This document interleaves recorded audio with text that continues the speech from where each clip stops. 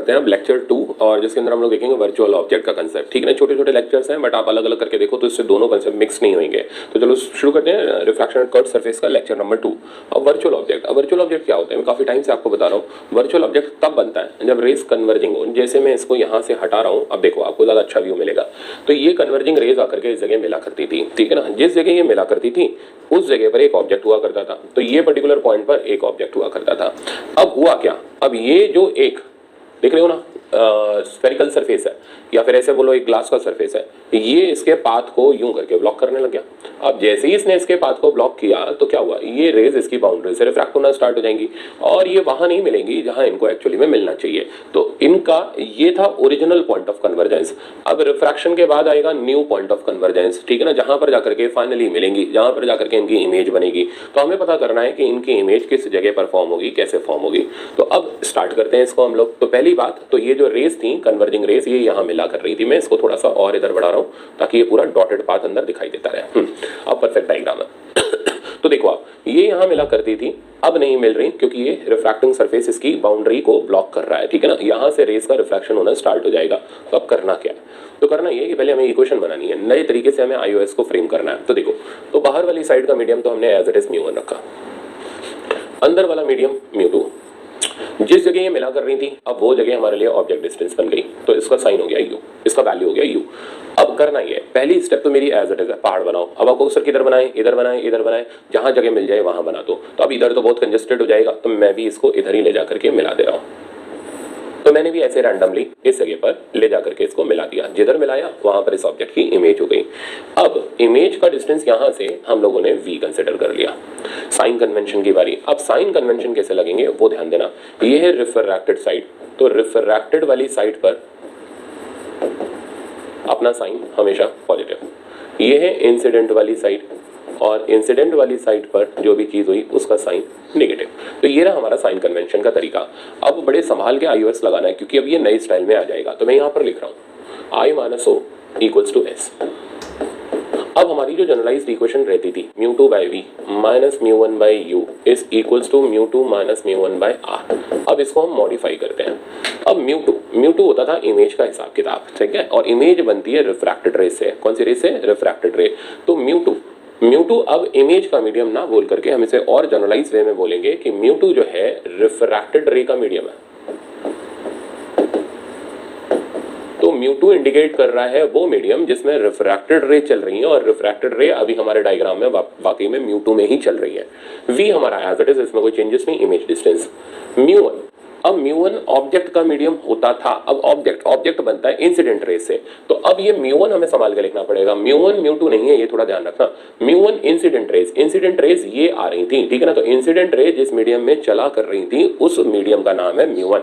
तो μ1 हो गया बेटा हमारा इंसिडेंट रेज का मीडियम, और फिर यहाँ पर जो डिफरेंस है वही refracted ray minus incident ray as it is. तो फर्क पड़ा सिर्फ यू वाले डाटा के अंदर। तो यू वाला डाटा कई बच्चे गलत फहमी में μ2 लिख जाते हैं। जी नहीं, यू के ऊपर मीडियम लिखते वक्त इंसिडेंट रेस जिस पाथ में चल रही हैं, जिस मीडियम में चल रही हैं, वो मीडियम आएगा, बाकी सब एज इट इज रहेगा। अच्छा, साइन कन्वेंशन, तो v का साइन इस हिसाब से पॉजिटिव हो गया क्योंकि ये हमारा v इस रीजन में आ गया। u का साइन भी हमारे हिसाब से पॉजिटिव हो गया। r का साइन वो तो सिचुएशन डिपेंडेंट है, देख करके लगा देंगे। तो अब बेस्ट है प्रॉब्लम उठाना, ठीक है ना। बट एक ही बात इसमें काम की निकली, वो ये निकली कि ऑब्जेक्ट का मीडियम इंसिडेंट रेस डिसाइड करती हैं, ना कि ये डॉटेड रेस। चलो आगे, तो आप देखना अगला। तो ये रहा हमारा वही same as it is problem है इसके ऊपर, और इसको हम कंप्लीट करते हैं, फिर एक और प्रॉब्लम देख लेंगे। तो देखो, तो इंसिडेंट रेस जाकर के इधर कन्वर्ज हो रही थी और इस जगह पर हमारे पास एक ऑब्जेक्ट था। डाटा ये दे रखा था, converging at point O located at distance 10 centimetre from surface. तो इस O की दूरी सरफेस से 10 सेंटीमीटर दे रखी थी। अच्छा, फिर ये बोलता है find out new point of convergence. तो नया पॉइंट ऑफ कन्वर्जेंस निकाल करके दो, और इसका जो रेडियस है वो दिया नहीं है मैंने क्वेश्चन में, तो मैं अपनी तरफ से 20 ले रहा हूँ। तो इस कर्व सरफेस का रेडियस मैंने 20 कर लिया। अच्छा, अब पहले हमें पहाड़ बनाना है। तो यहाँ तो जगह बेटा मेरे पास है नहीं, तो मैं तो यहीं मोड़ के जितनी जो आराम से बना सको उतनी आराम से बना लो। ले जाके मैंने इमेज बना दी। इमेज के डिस्टेंस को मैंने मार्क कर दिया v। साइन कन्वेंशन में लगाने जा रहा हूँ, तो साइन कन्वेंशन के हिसाब से रिफ्रैक्टेड वाली साइड पॉजिटिव और इंसिडेंट वाली साइड नेगेटिव। डाटा अरेंज कर लो। u की वैल्यू होगी पॉजिटिव 10, v हमें निकालना है रेडियस का संभाल करके। अब इसका कर्वेचर इसी तरफ है और ये साइड पॉजिटिव है, +20। तो ये तीन चीजों के मेरे पास साइन कन्वेंशन आ गए, यू आ गया, वी आ गया, आर आ गया। अब डाटा अच्छी तरह अरेंज कर लेते हैं। अब इक्वेशन हो गई I minus O equals to S. I के हिसाब से चलते हैं। आई तो इमेज का हिसाब किताब लिखोगे तो इमेज का मीडियम बाय डिस्टेंस हो गया, रिफ्रैक्टेड रे बाय डिस्टेंस हो गया, 3/2 मीडियम हो गया, डिस्टेंस हो गया वी। तो ये तो एज इट इज रहा, इसमें तो कोई दिक्कत ही नहीं है। माइनस सारा खेल ऑब्जेक्ट के लिए। अब देखो ऑब्जेक्ट के लिए मीडियम यानी इंसिडेंट रेस का मीडियम वो हो गया 1 डिवाइडेड बाय डिस्टेंस वो हो गया 10, माइनस का नहीं प्लस का 10। सरफेस के लिए लिखोगे तो सरफेस के लिए आ जाएगा मेरे पास change in medium, change in medium हो गया 3/2 माइनस 1 डिवाइडेड बाय रेडियस की जगह मेरे पास आ गया इस सरफेस का रेडियस जो कि मैंने ले रखा है 20।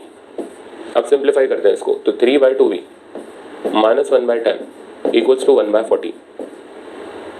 तो 3/2 वी इक्वल्स टू 1/40 प्लस इसमें 4 ऊपर नीचे मल्टीप्लाई कर दो 4/40। आंसर बन गया 5/40, 5/40 1/8। तो यहां से v का वैल्यू आ गया 12 सेंटीमीटर। अब v 12 सेंटीमीटर और पॉजिटिव आना ये इंडिकेट कर रहा है कि भाई बिल्कुल ठीक हमने बना लिया, ठीक है ना। तो 12 सेंटीमीटर पर इमेज बन रही है और थोड़ा सा इस सरफेस से दूर बन रही है। तो ये था आपका वर्चुअल ऑब्जेक्ट का इसके अंदर कंसेप्ट। एक और सवाल मैं करा रहा हूं, देखना अब आप इसको। तो नेक्स्ट प्रॉब्लम मेरा ये रहा।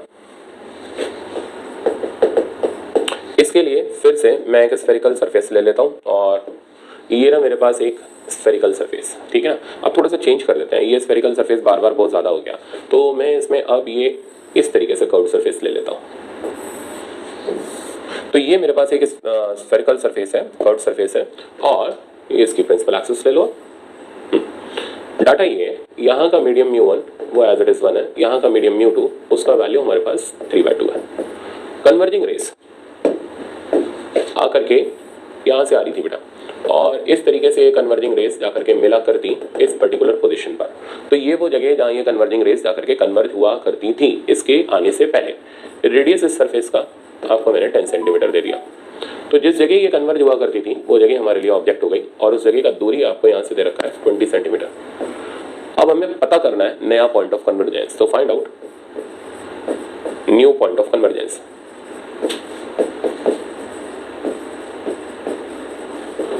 अब न्यू पॉइंट ऑफ कन्वर्जेंस अगर हमें ढूंढना है तो इसके लिए देखते जाओ। तो पहला काम हम इस पहाड़ को अपना कंप्लीट कर लेते हैं। अब मेरे पास जहाँ जगह होगी मैं वहाँ पहाड़ को ले जाऊंगा तो मैं इधर ही बना दे रहा हूँ। तो ये इस जगह पर जाकर के ये इमेज बनी और इसका डिस्टेंस मैंने यहाँ से v ले लिया। v हमें फाइंड आउट करना है। अब लगाओ बेटा साइन। तो साइन लगाओगे तो रिफ्रैक्टेड वाली साइड ये हमारी पॉजिटिव हो गई, इंसिडेंट वाली साइड ये हमारी नेगेटिव हो गई। डाटा अरेंज कर लो। u का वैल्यू हमारे पास हो गया प्लस का 20, v हमें फाइंड आउट करना है, r हमारे पास ऑलरेडी अवेलेबल है। अब इस r का जरा चेक करो, कर्वेचर इस साइड पर है यानी नेगेटिव साइड पर है। तो r का वैल्यू मेरे पास आ गया माइनस का 10 सेंटीमीटर। अब आप इक्वेशन बिल्डअप कर लो I minus O equals to S, ठीक है। तो I का अगर आप डाटा लिखोगे तो इमेज के लिए डाटा हो गया 3/2b माइनस ऑब्जेक्ट के लिए लिखना शुरू करोगे तो मीडियम हो गया इंसिडेंट रेस का 1 और ऑब्जेक्ट का डिस्टेंस हमारे पास हो गया 20, साइन मैंने लगाई दिया प्लस 20 इक्वल्स टू अब सरफेस के लिए अगर मैं लिखूं तो चेंज इन मीडियम हो गया 3/2 माइनस 1 डिवाइडेड बाय मेरे पास रेडियस आ गया -10। मैं बस ये चेक कर रहा था कि कहीं मैंने माइनस माइनस प्लस तो नहीं कर दिया। तो ये भी गलती हो जाती है क्योंकि मेरे से भी हो सकती थी, इसलिए मैंने चेक कर लिया कि आपको गलत ना बता दूं। तो नहीं, बिल्कुल ठीक था पिछला सवाल। तो ये प्लस है तो ये बीच में साइन माइनस ही रहेगा। तो वो माइनस माइनस प्लस तभी होगा जब हमारा ऑब्जेक्ट रियल ऑब्जेक्ट हो, वर्चुअल ना हो। तो आगे सिंप्लीफाई करते हैं। तो 3/2b माइनस 1/20 और बेटा अपने पास अब इधर साइड पर आ गया एलसीएम लोगे तो ये भी हमारे पास बन जाएगा 1/2 और इधर भी आ जाएगा माइनस 1/20। अब देखो जरा ये यहाँ से कैंसिल हो गया और 3/2b का जो वैल्यू है ना ये वैल्यू मेरे पास 0 आ गया। अब 3/2v का वैल्यू 0 आ गया तो कई बच्चे तुरंत v को 0 कर देते हैं। जी नहीं, v 0 नहीं है, v का वैल्यू इनफाइनाइट हो गया। अब इसका मतलब क्या हुआ? इसका मतलब ये हुआ कि ये कन्वर्ज ही नहीं हुई, ये जो रे है ये यहाँ से सीधी निकल गई। तो मैं एक डायग्राम और ले लेता हूँ। तो जो इस डायग्राम में आप देख रहे हो, इस डायग्राम में अब फाइनल रिजल्ट ये है कि इस रिफ्रैक्टिंग सरफेस पर टकराने के बाद जो रेज जाकर के कन्वर्ज होनी थी, अब उन रेज का कन्वर्जेंस ही नहीं हो पा रहा, जो इधर जाकर के मिला करती थी। अब वो रेज यहाँ से सीधी निकल गई और स्ट्रेट फॉरवर्ड ये रेस इन्फिनिटी की तरफ जा रही है, मतलब प्रिंसिपल एक्सिस के ये रेस पैरेलल हो गई। तो ये हमारे इस डायग्राम का मीनिंग है। तो मेरे ख्याल से अब आपको रियल ऑब्जेक्ट की इमेजेस बनानी आ गई, वर्चुअल ऑब्जेक्ट की इमेजेस बनानी आ गई। अब हम मूव करते हैं अपने अगले कंसेप्ट यानी लेंसेज की तरफ। अब लेंसेज में आपका पहला लेक्चर फिर से वही फ्री सेक्शन वाला लेक्चर रहेगा, जिसके अंदर आपको लेंसेज का पूरा iOS के हिसाब से इक्वेशन बनाना है। फिर मैं कुछ लेंसेज इंट्रोड्यूस करूंगा, ठीक है ना, देन फिर हम लोग लेंस मेकर पे काम शुरू करेंगे। चलो, थैंक यू सो मच।